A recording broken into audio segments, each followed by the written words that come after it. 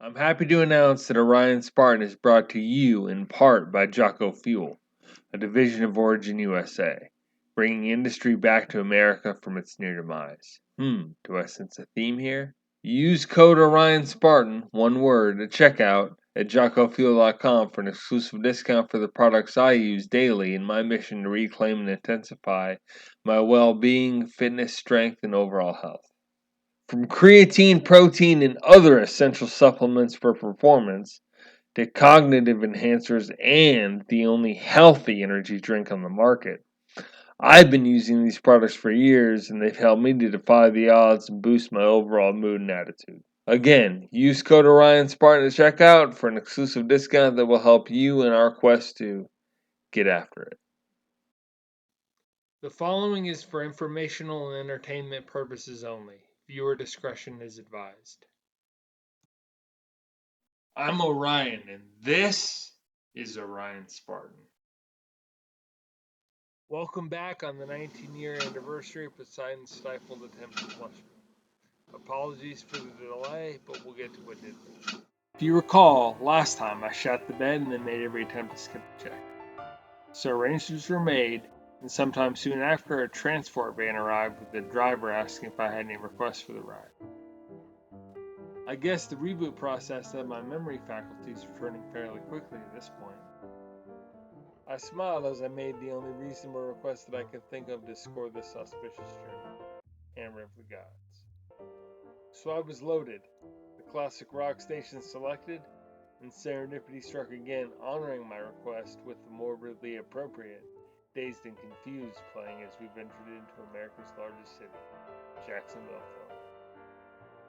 Now, before you Brooklynites start crying and filling the comment section with nonsense, Jacksonville is the largest city, but only because of its obese landholdings. Brooklyn has the most people.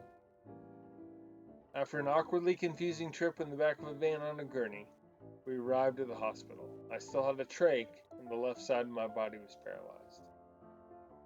All I could do was signal with the fingers of my right hand during my initial intake exam and admittance.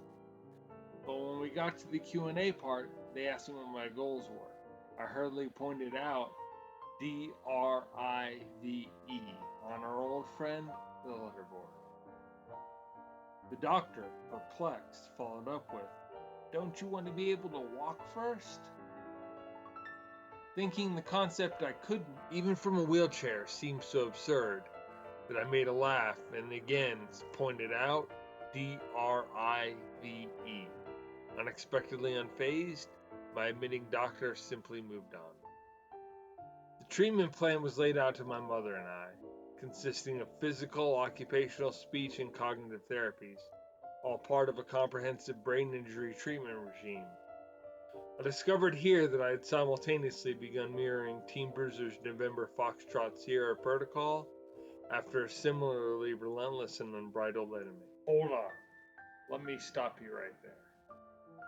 Wait a minute, a left brain injury obliterates linguistics and controls the right side of your body. So how the hell was your left side immobilized? You raise a valid point. You see, our host here is expected to have an extremely rare condition called cross-aphasia, where unlike about 96% of people, in 2006 anyway, the creative and language centers, as well as physical control of the body's right on the brain's left side, and the more linear and procedural processes, as well as physical control of the left, are on the other. Cross-aphasia has the opposite brain lateralization. Balderdash. Even a nimwit investigator like myself knows that motor and cognitive functions are on different circuits. What's next? You're going to try and tell me to change my mind because I'm low on washer fluid? Certainly not. I'm merely conveying what the teams in Florida concluded 19 years ago. I guess brain damage is contagious in Florida. Figures. I guess I'll do something they should have almost 2 decades ago. Research!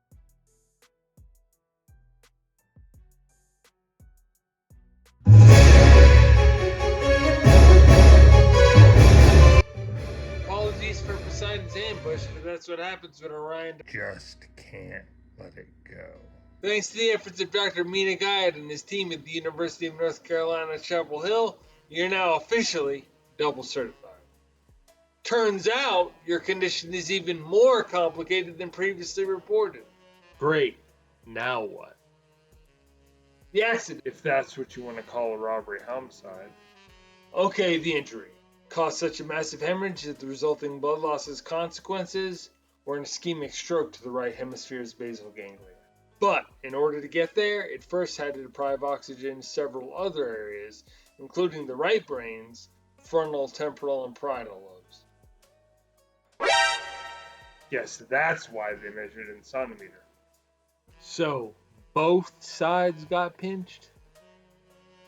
Effectively, this finally explains why your internal balance was so out of whack. The emotional roller coaster you're on, fits of impulsivity, as well as the feeling, or lack thereof, of apathy along the way. That certainly explains why I identified so strongly with Dexter Morgan. So cut to it and tell us about the undead cannibal rampage you went on in the hospital.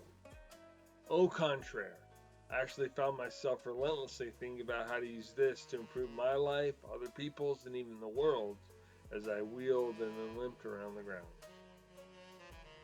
So how'd you get out of the chair? Honestly, I had to take a leap. But I continued to give it my all, rising to any challenge raised, falling from my OT. Occupational therapist. Hand stuff. Until July 4th. Then what? Did everything magically go back to normal? That's not how it works. No, I was transferred to the outpatient clinic where my incessant desire for independence returned. One step closer. Or so I thought. I began outpatient therapy where I got my first taste of biofeedback.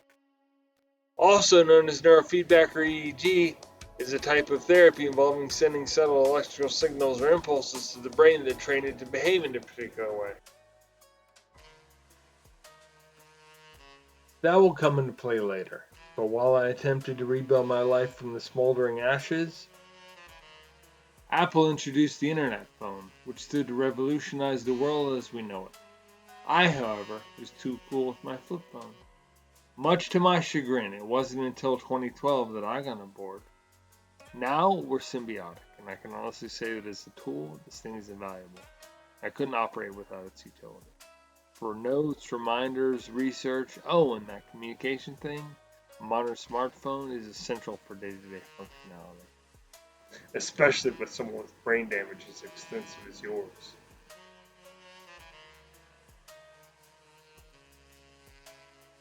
So, after therapy, I regained permission to drive. Legally, of course. Joined a gym, had a few fleeting affairs, and wrote that script. My brain damage really put a spotlight on the whole it's not what you know but who thing when it came to that. So I pivoted. From there, I turned it into a novel, did some volunteering, took my turn as a journalist, and found myself confronted with reality. There was no way that I would be able to fully change if I continued marinating in the relics of the past. So I made like a tree and got the hell out of there. So what happened with this whole backwards cross nonsense? Crossed aphasia. Left is right, language is math, whatever. That, my salty investigator, remains to be seen. We have top men working on it right now. Top men.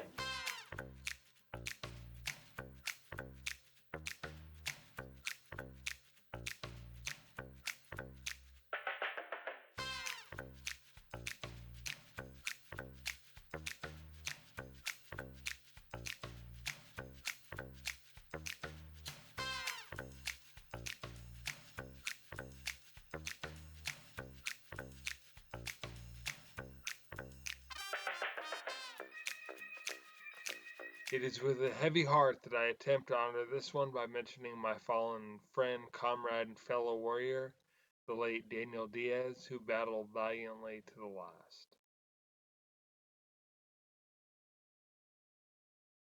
I forgot to mention, this discovery also came with an invitation to enroll in the Weapon X program. Bub.